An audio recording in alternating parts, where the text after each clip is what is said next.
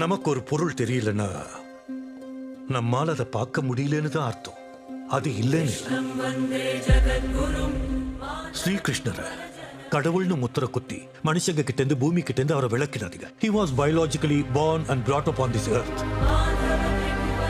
கிருஷ்ணர் ஒரு மேதை, எவ்வளவோ ஆற்றல்களை தன்னுள்ள அடக்கி இந்த பூமியில வாழ்ந்த மனுஷன்.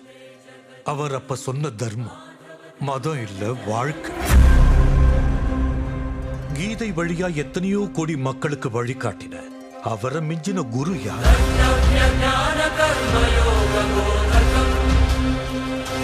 பாதுகாக்கிறதுக்காக சமுத்திரத்துக்கு நடுவுல துவாரகா நகரத்தை உருவாக்கின அவரை விட பெரிய ஆர்கிடெக்ட் யார்?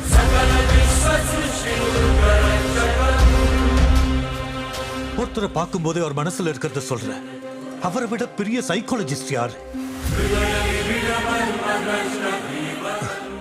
புல்லாங்குழல் ஒலியால பசுக்களையும் கோபியரையும் கட்டி வச்ச அவரை விட பெரிய வித்வான் யாரு?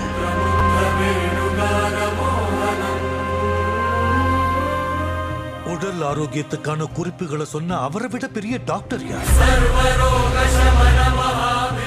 தர்மத்துக்காக யுத்தம் பண்றது தப்பில்லைன்னு சொன்ன அவரை விட பெரிய வீரர். வறட்சி பஞ்சம் இல்லாம மக்களை பார்த்துக்கிட்டு அவரை விட பெரிய அரசையா? யாகங்கள் மூலமா மழையை வர வச்ச அவரை விட இயற்கையை புரிஞ்சுக்கிட்ட கிளைமேட்டாலஜிஸ்ட் யார்? அன்கண்ட்ரோல்டு ஆர்பிஎம்ல சுத்துற சுதர்சன சக்கரத்தை கண்ட்ரோல் பண்ணக்கூடிய அவரை விட பெரிய கைனடிக் இன்ஜினியர் யார்? அவர் fighter, singer, teacher, warrior, what not? He's everything. His aura is eternal. He is more than God to me. I worship His excellence.